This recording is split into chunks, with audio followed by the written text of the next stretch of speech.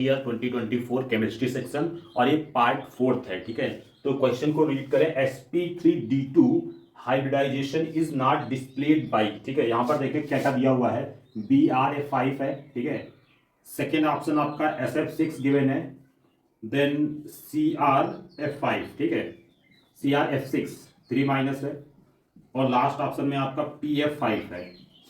तो हम लोग अगर देखें यहाँ पर, तो ये आपका 5 सिग्मा और एक लोन पेयर का केस होगा, यानी कि 5 और 1 6। तो sp3d2 हो जाएगा। यहाँ पे 6 सिग्मा है तो sp3d2 ही होगा। यहाँ पे भी 6 सिग्मा है तो sp3d2 होगा, और यहाँ पे 5 सिग्मा है, कोई लोन पेयर नहीं होगा तो sp3d हो जाएगा, यानी कि यही आपका करेक्ट ऑप्शन हो जाएगा लास्ट पार्ट। नेक्स्ट क्वेश्चन की तरफ मूव ऑन करते हैं। तो बोल रहे हैं what would be the amount of heat absorb in the cyclic process. ठीक है, थर्मो का क्वेश्चन है, आपको एरिया अंडर द कर्व निकालना है। जो भी आपका ये सर्कुलर पाथ में काम हो रहा है, इसका आपको एरिया निकालना है। ठीक है, तो ये चीज है। तो एरिया आप सर्किल आप कैसे निकालते हो, अगर ये चीज आप डायग्राम में देखो तो कितना होगा, 20 हो जाएगा ये डिस्टेंस आपकी, ये वाली।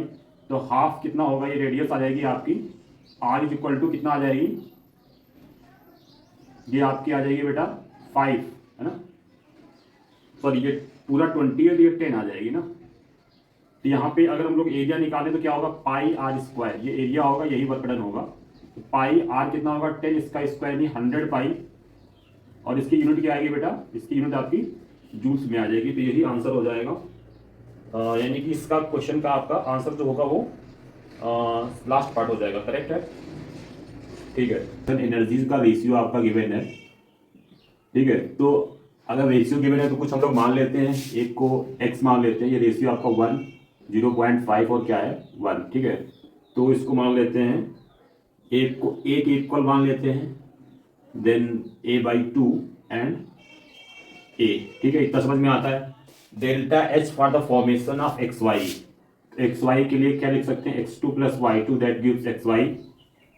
अब यहाँ पे हाफ कर लीजिए तो रिएक्शन ये बैलेंस्ड हो जाएगी। ठीक है, अब यहाँ पे इसके लिए डेल्टा H इन्होंने दे रखा है कितना, -200 kJ/मोल। ठीक है, उन्होंने बोला है bond dissociation energy of X2 निकालना है। ठीक है, तो हम लोग इस रिएक्शन के लिए क्या लिख सकते हैं, half into bond dissociation energy of X2 कितनी होगी, a/2 plus half bond dissociation energy of Y2 कितनी है, a/2, ये a है। ठीक है, a/2 और माइनस ये bond dissociation energy of XY कितनी है, a, इक्वल टू कितना दिया हुआ है, -200। ठीक है, तो ये वैल्यू हो जाएगी a/2 और a/4, यानी 3a/4 minus a is equal to -200। तो -a/4 इज इक्वल टू कितना आएगा, -200। तो a की वैल्यू कितनी आ जाएगी यहाँ से, 800। ठीक है, इसका मतलब क्या होगा, किलो जूल पर मोल आएगी।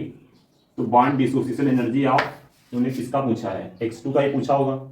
हाँ, X2 का ही पूछा है, तो आंसर क्या हो जाएगा, 800, यानी लास्ट पार्ट करेक्ट हो जाएगा।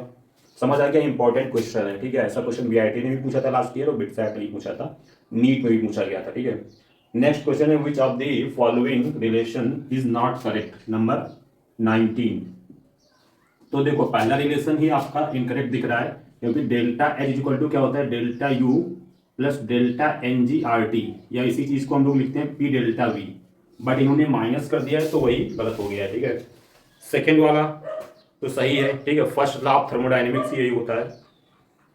थर्ड भी करेक्ट है, थर्ड ऑप्शन, है ना। और fourth option delta G equal to delta S minus T delta S, है ना। सारे इंपॉर्टेंट रिलेशन है एक्चुअली में, तो सारे आप लोग याद कर लेना। ठीक है, अब हम लोग नेक्स्ट क्वेश्चन की तरफ बढ़ते हैं। तो क्वेश्चन नंबर 20 एक बार रीड कर लें। ठीक है, क्वेश्चन नंबर 20 में क्या बोल रहा है, the standard Gibbs free energy, delta G0 की बात की है, क्योंकि आपका पूछा गया है और Kc गिवन है। ठीक है, 10⁻12।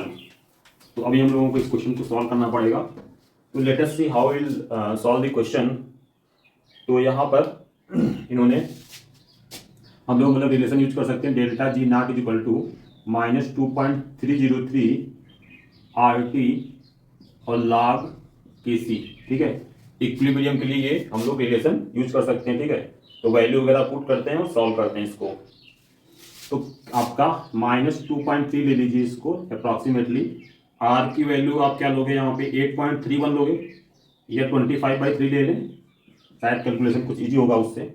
और इसके अलावा आर टी टेम्परेचर आपका गिवन है यहाँ पे टेम्परेचर, स्टैंडर्ड कंडीशन है तो 25 डिग्री यानी 298 या 300 ले लो मोटे मोटे तौर पे। लाग इसकी वैल्यू 10/10⁻12 गिवन है, ठीक है।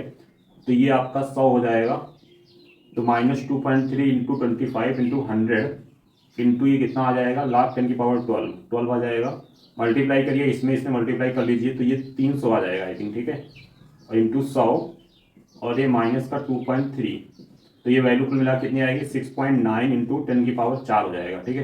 तो ये आंसर होना चाहिए। यहाँ पे देखते हैं ऑप्शंस में, तो ऑप्शन में आपका अगर सी पार्ट देखो तो क्या बोल रहे हैं 68.47 इंटू 10⁻3 होगा किलो जूल में। तो ये वैल्यू, और इसको भी लिख सकते हो 69 इंटू 10⁻3, तो मैच कर रही है अप्रॉक्सीमेटली, है ना। थोड़ा बहुत हमने अप्रॉक्सीमेशन भी लिया हुआ है। तो ये सी पार्ट इसका करेक्ट आंसर हो जाएगा। I think you got it. Moving on to next question. इन्होंने क्या बोला है एक बार रीड करें। Number 21, the combustion of benzene gives